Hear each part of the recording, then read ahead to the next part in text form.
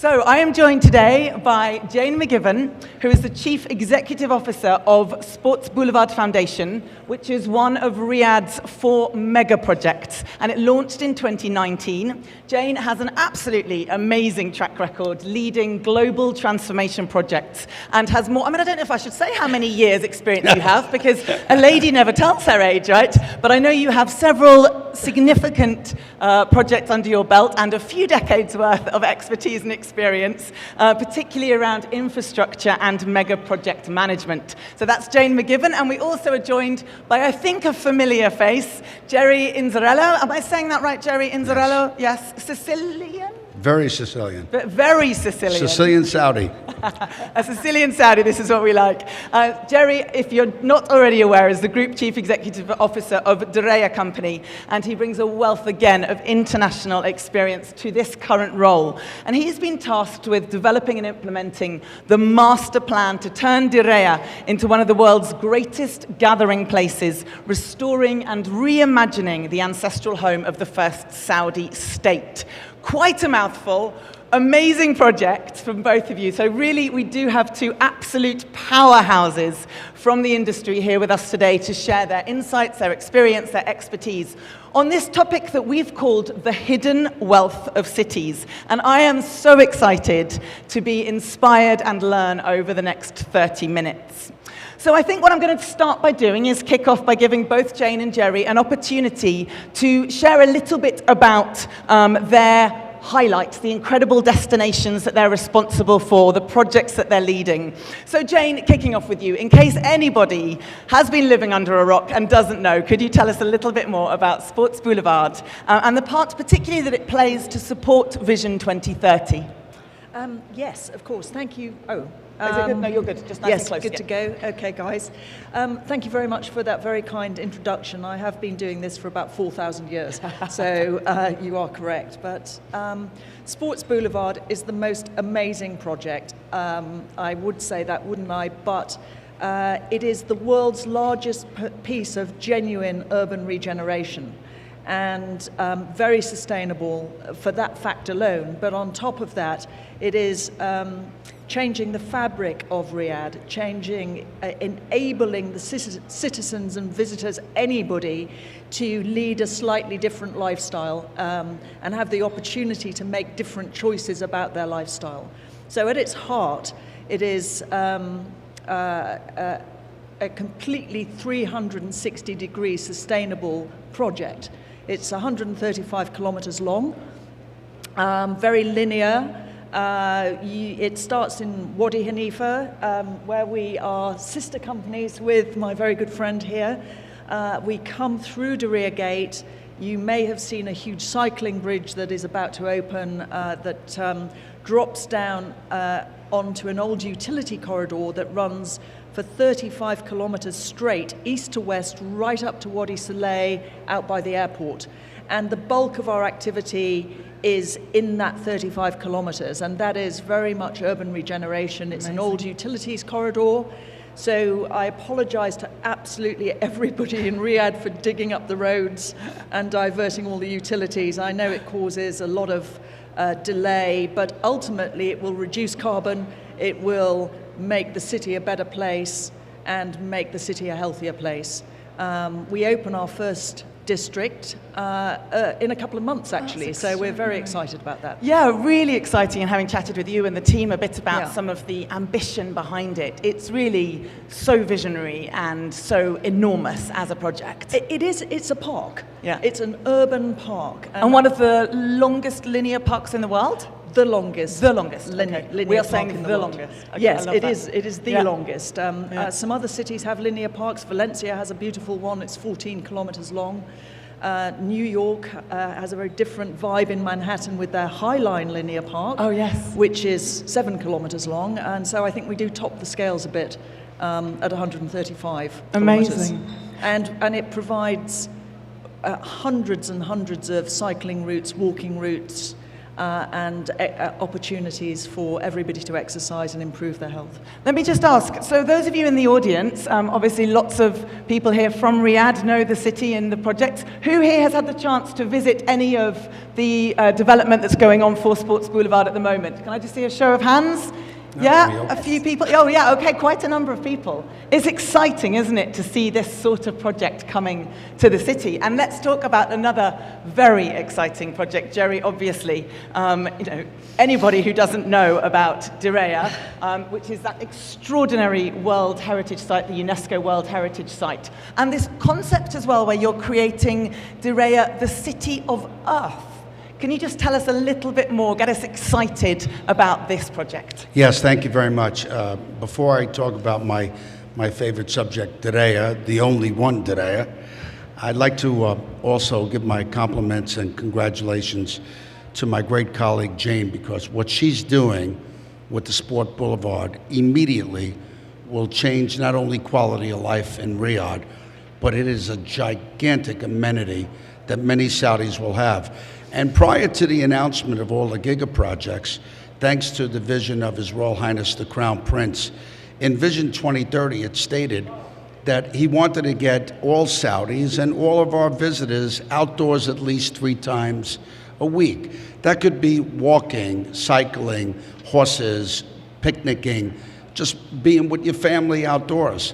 So her great work, and we're all very excited, as Jayne mentioned, we've already collaborated, and one of the things that I'm particularly proud of, thanks to the collaboration between Jayne Sports Boulevard and Diriyah Company, is that from the King's Palace to the Western Ring Road is 9 kilometers. And by December 31st, this past December 31st, together we've completed 9 kilometers that someone can walk, ride, enjoy right now. And, we have Diriyah season up right now. And last night we had 9,000 people in Bijeri and in our pop-up that I hope everybody will come visit, called Layali Diriyah. And so many families stopped me last night. Yeah. Thank you so much, because they see the work that Jayne and her great team are doing, and we had the opportunity to contribute. But to your question, Diriyah is the birthplace of the kingdom. There's not 2. There's 1 birthplace. It's the ancestral home of Al Saud. There's not 2. There's 1. It's the source of Saudi identity. It's the source of our pride. It's where the nation was born. So now, 2 years ago, in December, not quite 2, but 2 years ago in December of 2021, 2022, we opened the UNESCO World Heritage Site. We restored it. All praise to our wonderful custodian of the 2 holy mosques, King Salman. If it wasn't for him, we wouldn't have today, we wouldn't have the UNESCO designation. At the end of this Ramadan, we will have welcomed 2 million people to Taif. Extraordinary. And people are coming from all over the world now to see the birthplace of the kingdom. So it's already changing the face of Riyadh. But it's not meant to be a theme park. There are places for that, which we're an advocate of. Our mission is to celebrate our 300 years of culture and heritage, where all Saudis can be proud of where the kingdom originated and proud of their identity. 300 years is a very rich culture. So we're building 140 million square meters, 14 by 14, and I'm very pleased, like most of the Giga projects, not that we would have it any other way with the Crown Prince, but we're on time, on budget, and we'll be finished for the Expo by 2030. Well, that is absolutely an achievement, and 2 million visitors in just those 2 years. Yeah. I can count myself among them. Good. I did go and visit in December. Did anyone else have the chance yet to visit? Yes. Any parts of the incredible Diriyah? Yeah, a few hands as well. It is absolutely spectacular. And it's interesting chatting to you both and hearing about some of these synergies which exist between obviously 2 very distinct, very different projects. But there is something really here with an emphasis on culture and history history and heritage and legacy. It's not just building for building's sake. It's not just saying, what can we do that's innovative or different? It's taking the fabric and the pride in this place and in this country and bringing it to life and telling those stories. And Jayne, am I right in thinking that that's embedded in the way you build through something called the design code? That's absolutely correct. And again, I want to thank Jerry and his team because they kicked off this whole identity of the real Saudi Arabia, and have done just the most superb job and set the standards for all of us. And so on Sports Boulevard, we created a design code all around architecture, design, feel to make a Saudi identity. We want somebody to be able to look at a photograph of Riyadh and say, that's Riyadh. And there's no other city like that. And so we developed a design code along the Salmanic architectural principles, but we also looked at massing, renewable energies, the way that we landscape, the species that we plant, the way that we use water efficiently. And we implemented that not only along Sports Boulevard, but a kilometre either side of Sports Boulevard. So our design code impacts roughly I think it's 18% of the entire city. Wow. And so anybody who wishes to develop in those areas, they will come to our design code studio and we'll guide them and help them to get the very best result for Riyadh, which has developed a little bit over the years in a sort of an urban sprawl environment, and that is now being sort of, as we redevelop, being corrected into something very, very beautiful, very sustainable.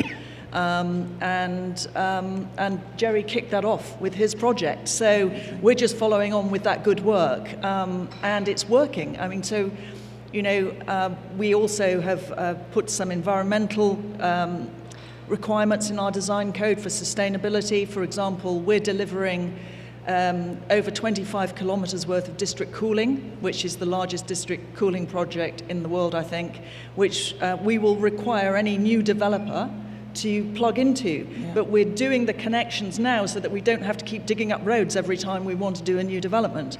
So there's been a lot of thought and process put into that, as well as grey water treatment and a different type of soil for irrigation purposes. So the design code will make and is already making a massive difference to the look and feel of Riyadh. That's incredible, and maybe that's one of the big takeaways from this session, that, you know, all these people in the industry thinking about how do we do things better and differently and in sustainable ways, and with our, you know, an emphasis on culture and on preserving this amazing city. Maybe that's something that you have both helped to inspire people around, that they make sure that those principles are embedded. Because, Jerry, you're doing that. I mean, culture could not be more front and center of what it is that you are doing in Diriyah with the restoration and the preservation of the heritage site. But it's not just that. Diriyah is so much more. But telling the Saudi story and bringing that to life is so much at the heart of why you're doing what you're doing, isn't it? Yeah, I think, thank you. I think probably my favorite part of Diriyah, where I derive the most personal joy, and I've been doing this a long time, is in my 6 years in the kingdom, I've never seen more Saudi families at Diriyah at one time, by the thousands now. And this is beautiful because when you see 4, 6, 8-year-old children who now see these beautiful mud silhouettes and see them as their own, not as a destroyed city of mud, not as a destroyed first Saudi state that preserved itself to a third Saudi state now, and where they're enjoying themselves there, where it's not a relic. It represents who we are, what we believe in, how we feel, how we eat, how we drink, how we dance, how we sing. This is a beautiful thing. But I'll tell you one thing that I've been saying lately, and that is that one of the most under-known facts about His Royal Highness, the Crown Prince, is what an environmentalist he is. If you use the word sustainability with him, he'll look at you like, that's not a buzzword. This is part of our who we are.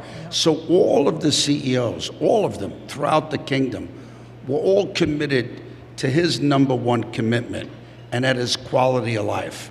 In other words, as the next 5 years, 10 years, Expo 2030, World Cup 2034, an Olympic game at some particular point in our future, as the society becomes the powerhouse of G20 cities, what is the quality of life for all of our people? Will they be happy? Will they be fit? Will they be entertained? Will they have a high self-esteem? Will they have a high national identity? And he deserves so much praise for that, because it joins us all together, from the Red Sea to the empty quarter to Neom. It's consistent because of him. So like at Diriyah now, it's in the mud typology. We're making 185 million mud bricks by hand. Wow. We've already done 15 million. So everything's going to look uniform. So when you look at a Riyadh, 8 million people, they're about to go to 15 million people, a modern, dynamic powerhouse metropolis in the new model of a Singapore. What's the jewel in the middle of it? The cultural jewel, the heritage, the source of Saudi pride. That's Diriyah. And then connecting this giant metropolis is Jayne's good work by giving people a reason to be outdoors, and to be fit and happy and enjoy themselves individually or the time with their family and their neighbors. Well, I think that goes to the heart of our topic, doesn't it? This idea of the hidden wealth of cities. You're both talking about people. You're talking about livability. You're talking about building with a people-centric approach, thinking about their needs, their priorities, more than just, I guess, buildings being buildings or real estate being, available for development or for investment or for retail or for all those things. It's about what do people need and how do we give people that sense of pride and livability and health and well-being. So, we can't talk about Sports Boulevard without talking about sports, can we really? And that sense of people and livability and bettering people's lives, because that's a really purpose-driven mission, Jayne, isn't it? It definitely is. And, the subject, the hidden wealth of a city, can mean anything to anybody. Yeah. But certainly to me, it's about people. If you look at a city as a PLC, then you're about the bottom line. What are you doing for the GDP of Riyadh, Jayne?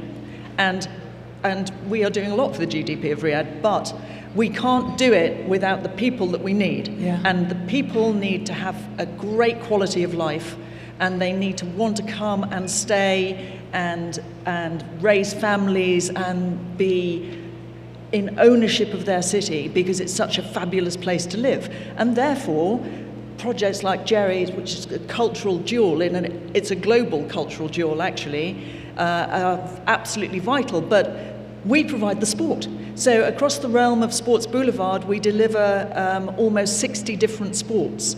And the important thing is that it's not for elite Olympic athletes, although it is good enough to be for elite Olympic athletes should they choose to turn up.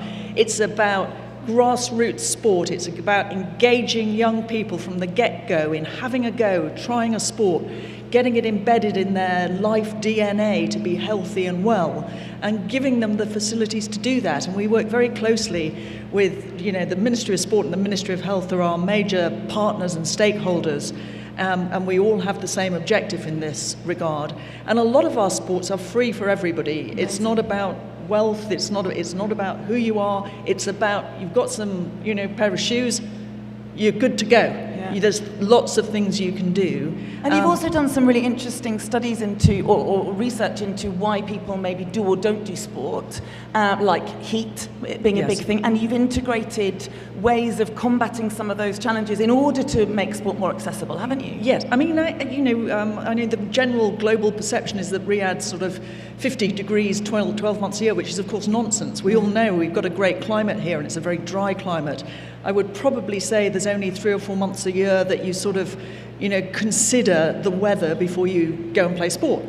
And I've lived here for 3 years, and I run every day, and I play tennis, and I do all sorts of things, and it's much better than doing that in the UK, to be honest.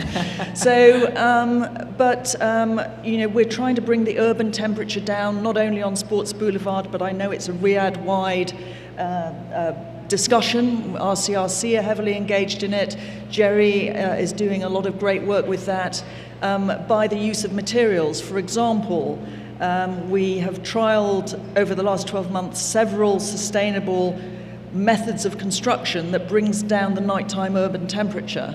So our cycle tracks, for example, are of the right colour, but built of a material that uses 25% less carbon in its production, and just changing the colour of the asphalt materials that we're using will bring the urban temperature down in those areas by 1.5 degrees. And so the wider we can spread this word and the more use of these materials that we can use as a city, the cooler the city will become. And that involves correct planting and different methods of irrigation and lesser use of water and different species. And it's a huge subject. I'd come back for 4 hours and tell you about it. I bore everybody rigid about it, but it drives us, but we also need to be financially sustainable so that these projects they can pay for their operation and they can make a return to the city as well.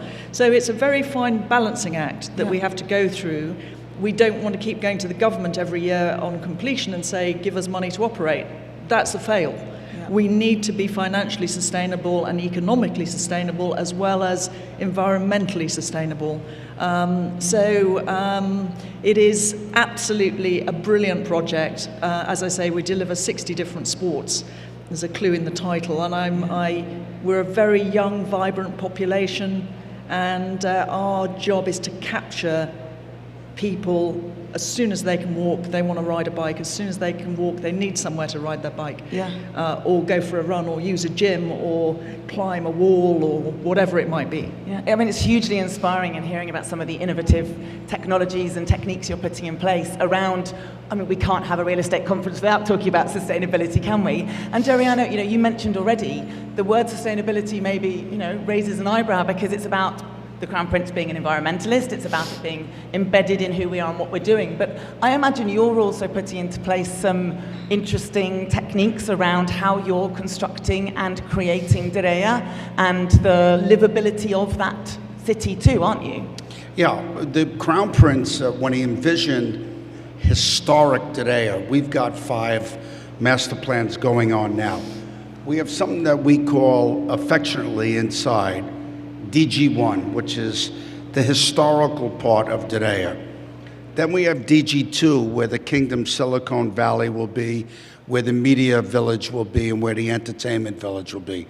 DG3, of course, the whole spine of the Oasis, the Wadi Hanifa that Jayne and I just talked about.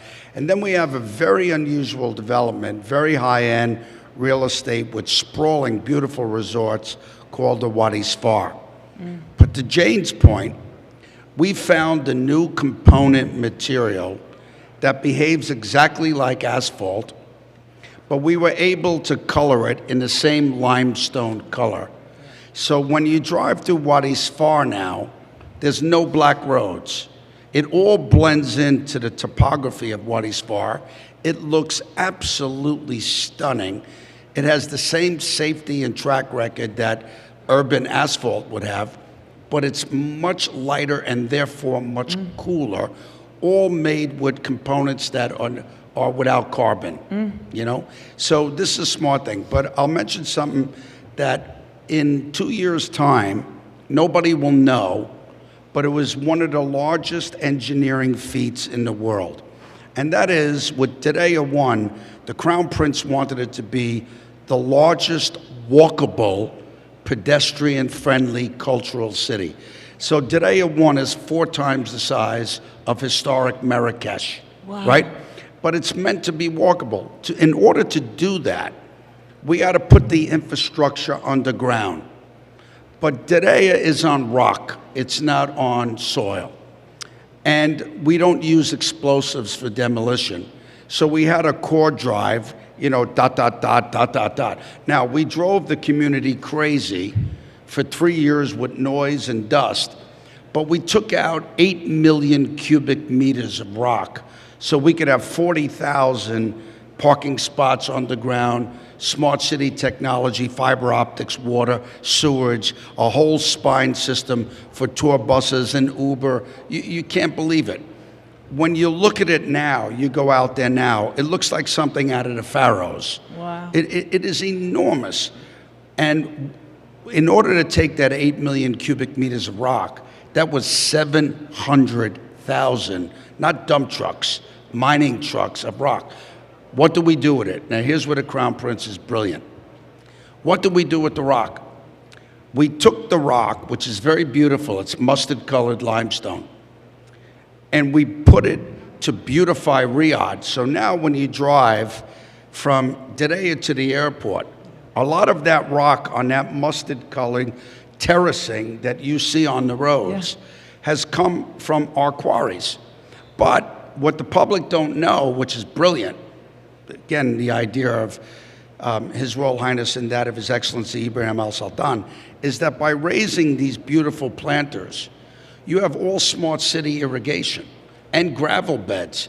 So while you recycle the affluent water of Riyadh now, you're recapturing 23% less evaporation because you have the gravel beds. So it's smart city, it's sustainable, it's beautiful, and it's functional, because now, if you have a gas-powered car by 2030, you won't be able to take it up to DG1.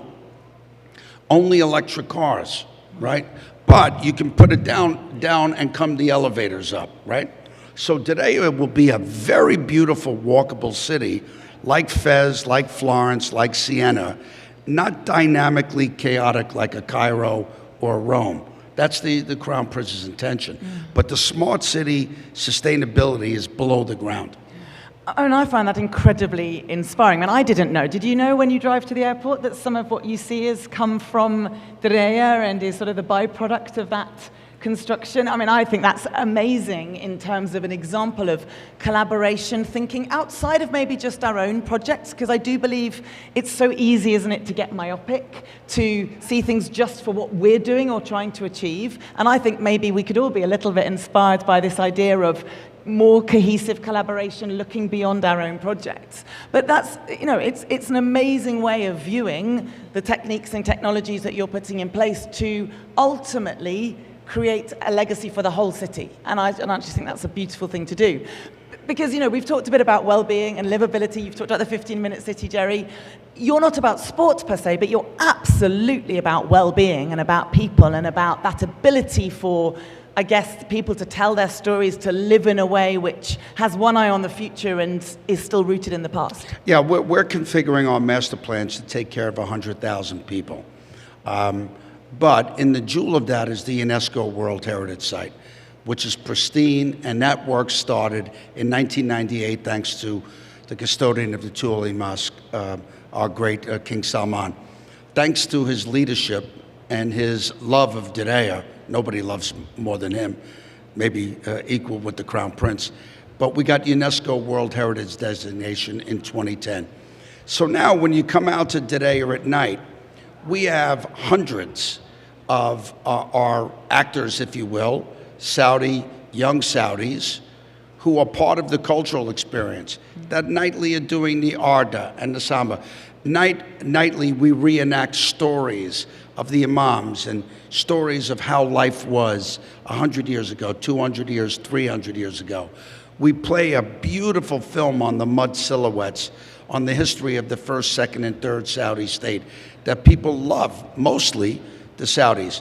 Last night I'm walking through Layali Diriyah, beautiful night, weather was beautiful, and Omanis are stopping me, Bahrainis are stopping me, Qataris, Emiratis. And what we're noticing now in big numbers, thanks to the Saudi Tourism Authority and our wonderful Ministry of Tourism, we're seeing now, instead of all Saudis going out to the other GCC, we're seeing the GCC countries come into us. This is a very good thing because people are festive, they're enjoying ourselves. Now, without going into the geopolitics, now is a very concerning time.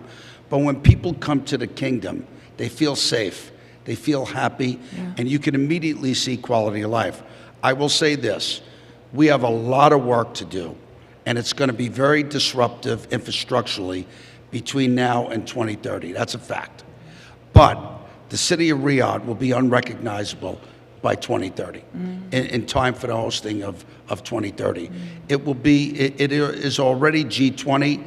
It will be the new urban role model for the new G20 starting 2030, and the jewel in the middle will be its source of cultural identity and source of Saudi pride, Diriyah.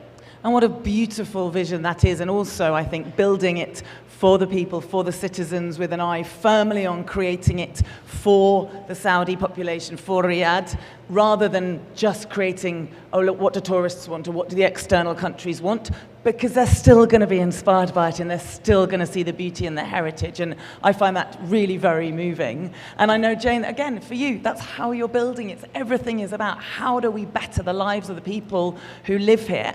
But could it be a blueprint for other developments? Could we take what you've done at Sports Boulevard and maybe embed a little bit of some of your principles into all of the projects that are maybe sitting in this room here today?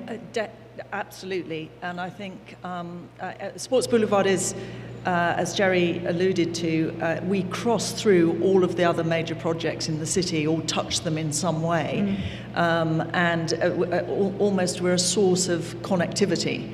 And if you, I mean, we're already doing the work to look at how do you expand that within Riyadh, especially after everybody did just a mega job in winning Expo 2030 for Riyadh, yay, which is great news. Amazing news, yeah. So we're all determined to be shiny and finished by 2030, but actually we need to connect in with the Expo site. We need to connect in with the transport systems. We need to make sure that actually we're a cohesive, together city. And Sports Boulevard is a network of, let's call it a network of health throughout the city for every citizen to enjoy, not just the people who live nearby.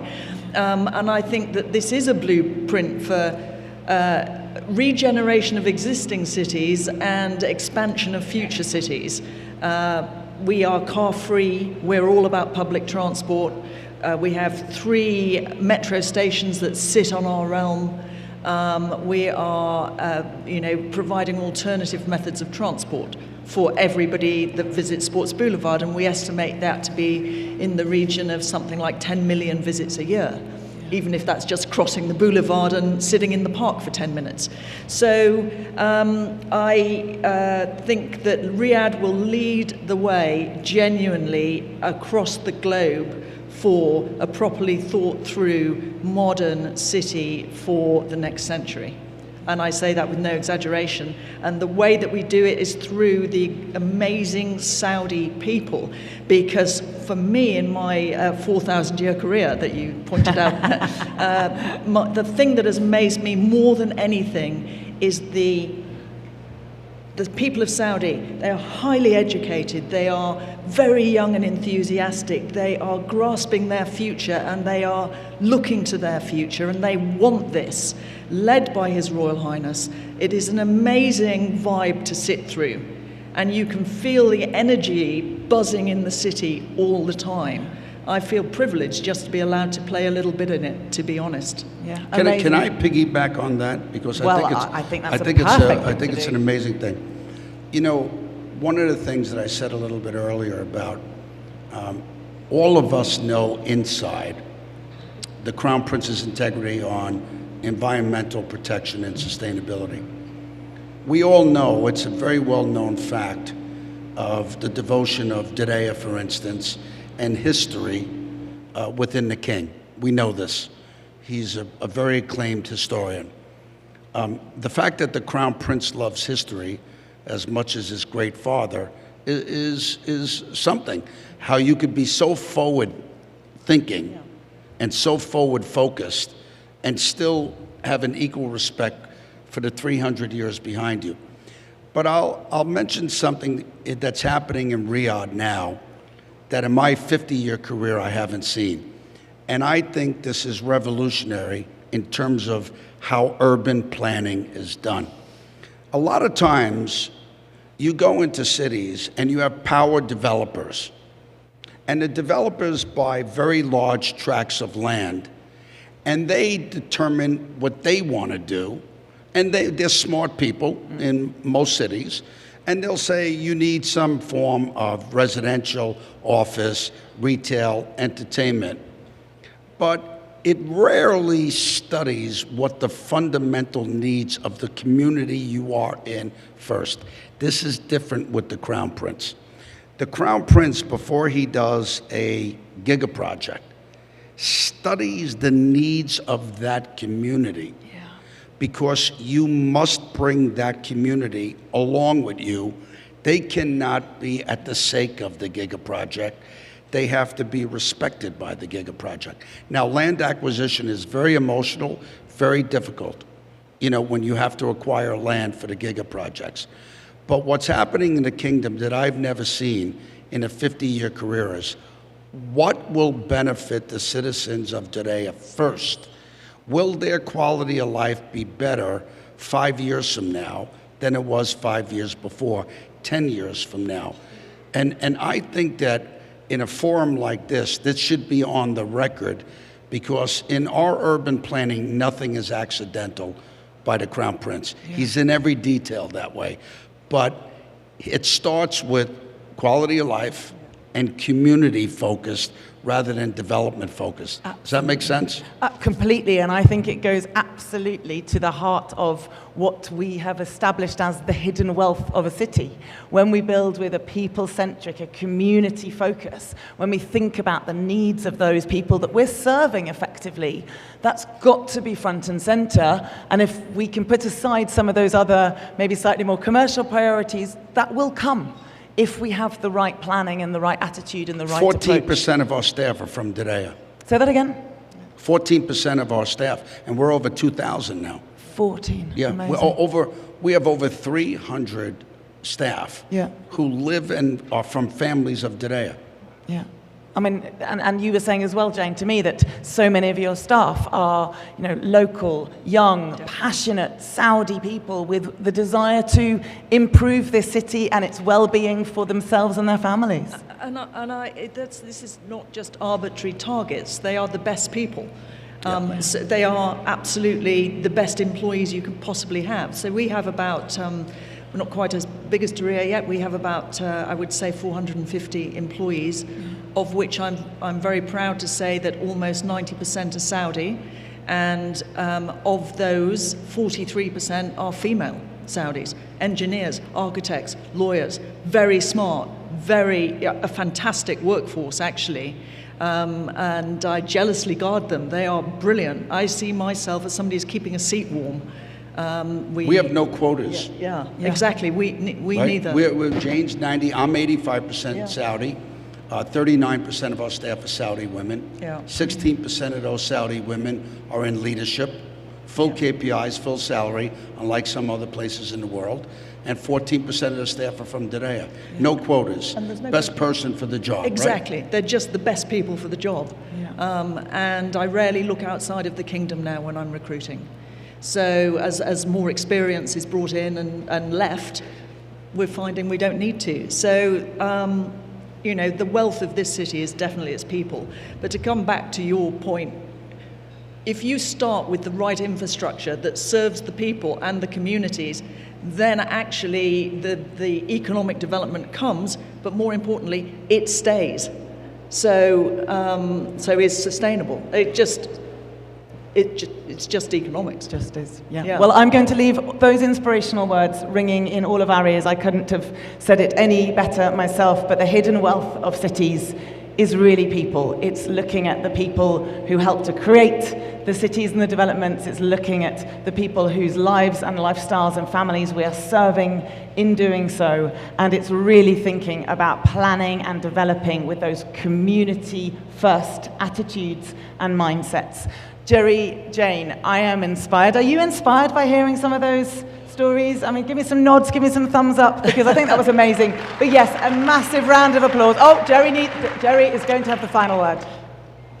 There's only one Diriyah, only one Sports Boulevard. Partners. Please show your massive appreciation to Jayne McGivern and Jerry Inzerillo for their time, their expertise, their inspiration. Thank you so much. Big round of applause, please. Thank you. Thanks, Miriam.